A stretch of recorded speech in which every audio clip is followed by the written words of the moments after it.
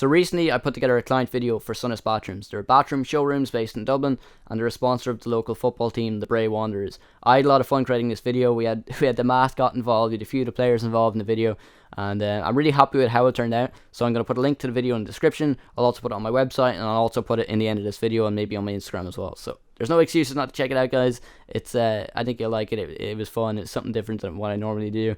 And yeah, so for the establishing shot, I wanted to show a wide exterior of the Sonas Bathroom sign, and it was going to tilt down, and it was going to show the lads kicking the ball around outside. But there was an issue. There was the Sonas Bathrooms logo and sign, it was there, but to the left was Usher Bathrooms, and we didn't want that in the video. There's no two ways around it. I wasn't going to be able to frame it out and get what I wanted. What I had to do is I said to myself, look, I'm going to have to fix it in post. It was one of those moments. I haven't done a lot of tracking in a while, and it was something I said, it's going to take me a little bit of time, but I'm going to have fun doing it anyway, and might as well get my effects skills up to date. It's only subtle. It's very fast in the opening shot. It tilts down. You kind of see it. But I think that the best kind of effects are the visual effects and the effects that you don't even notice are there. So I think I'm happy with how it turned out. Bear with me here. I'm gonna talk you through it. Let's jump right into After Effects and get started on this before I keep boring and talking. What am I saying? I don't know. I can't even talk. It's like my new Rode microphone NT1. I like it. It sounds crystal clear. But anyway, yeah, I'm ranting. I'm ranting, so let's jump in After Effects and get started before I keep going and make any more mistakes and have to restart this interview. Alright, let's jump in After Effects. So here's our clip. It's open within After Effects. As you can probably tell, I'm using After Effects CS6. I have not started using Creative Cloud yet, and I really need to, because all the new features and updates look great. So I've been wanting to use it, start getting it very soon, or for some time now, and I will get it soon, because it just I'm missing out. But yeah, pretty much everything's the exact same. If you have any other version, it's going to be the exact same pretty much. Everything is the same. The layout might be a little different, I don't know. But yeah, so we're ready to get to work on this clip. This is what it looked like from the camera, pretty much. This is it's not graded, as you can tell. It's straight from the Blackmagic Pocket Cinema camera, and you can see the Usher bathroom sign and the Sonas bathroom sign right there. So this is basically just going to be a breakdown of what I did to achieve the results I got. So it's not going to be a tutorial as such. I'm not going to show you guys exactly step by step on how to track, because I don't think I've got the skills to show you guys the way to track the best. Basically, I just use the track motion tool. So we're going to go through that now in a second. But first, let's just have a look at the before and after. So, this is the shot. It pans straight down, and you see the lads kicking the ball around outside. Let's just turn on the sign. So there's the Sonas sign. Basically, what I did is I just duplicated the shot, and I masked around the Sonas bathroom sign and put it into position where it should be, or where it looks best. What I did then was I just went through, I made more copies of the layer of the shot, and then I masked around different sections of the building with the brightest kind of contrast that I thought would match in pretty well, and I positioned those over the old Sonas sign. As you can see, as I'm turning them on, they're popping up there and they're covering the sign. What else did I do? Oh yeah, I went through and I got the change to color effect and popped that on. So that allowed me to use the color picker tool. And then I went in and I selected different sections of the building. So all the new bits of building were the exact same contrast and color of the, so they all matched, it all blended in. Basically, that's what I was trying to say. So as you can see, I'm turning on more of them, and they're covering up the sign, and the same thing for the Usher sign as well. So it's pretty convincing already, I think. That's basically the finished result. I think it's pretty convincing. It's not the best track. You can see, if you look very close, you can see it moves, but at a glance, or at the first time you watch this, you're never really going to notice unless you're looking for it, I don't think. So I mean, there was parts of the track where it was bad or it went off, so I went through and I manually corrected that. It definitely did help. But I think in the actual shot, it starts like here.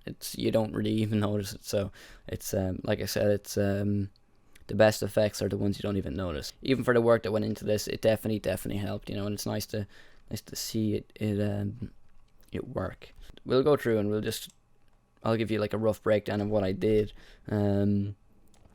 to get this, to achieve the tracking. So basically, what else? Let's just roughly track this. I mean, I don't know how long this video is going to be, and I don't want to make it too boring either.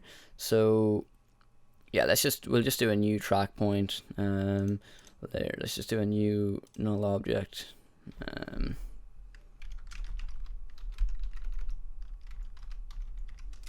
Okay, so we have a new null object. We have our window open here.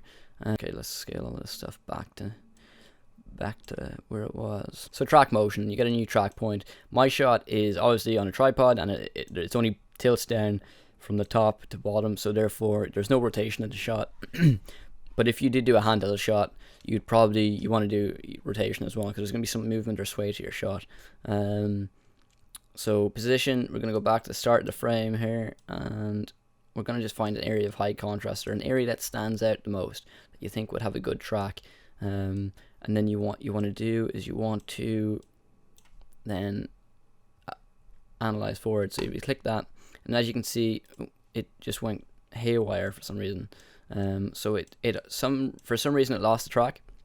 Zoom right in, and you want to keep going forward and find where your track has lost its track point, or your track point has lost its whereabouts. So if we just go through forward, keep going, lose it. So you want to basically just go through and fix that, and you have to go frame by frame. It's a little bit tedious, but it pays off in the end. And there is other ways, like you can use the 3D tracker and track a plane and do it that way, but I just think because I was used to using this setup before, this worked best for me. Might not be the best for you, so just have a look, and you probably know yourselves, like just have a look and find what works best. So just have a look around yourselves, guys, and if you're new to the whole tracking process, just look at tutorials on YouTube. And then we're going to just basically, you can even just analyze frame by frame and just have a look. Like, for some reason this is just losing its points like crazy. There's possibly too much blur from the camera, because it is set to 180 degree shutter angle, so there's going to be a bit of blur there from the fast track, or the fast tilt. I don't know why it's doing this, but it keeps jumping like crazy. Obviously it's not the best point, and maybe there was another corner that would have worked best for tracking. I think when I actually tracked this, I tracked top right of the sign, of the black area of the sign, and that worked best. So just play around with it, guys, see what works best. And as you can see here, if you're using this tracking method, the track motion, and you're using track points, the track point will not analyze itself and track out of screen, off the screen. So you basically have to minimize this as much as you can to find the track point, get as close as you can to the end of the shot, and then so basically what you will have to do is you will have to do a small bit of tedious manual tracking. As you can see, because this sign is, at the angle it's at, the sign is still in shot, so the layer that I have, or the mask I will have to cover up this sign that I showed you previously, I will have to go through and I will have to animate that null object itself. So it is tedious, but it pays off in the end if you are to go about doing it this way. So you want to just check your options here, and you want to check your tracker 3. That's the wrong tracker.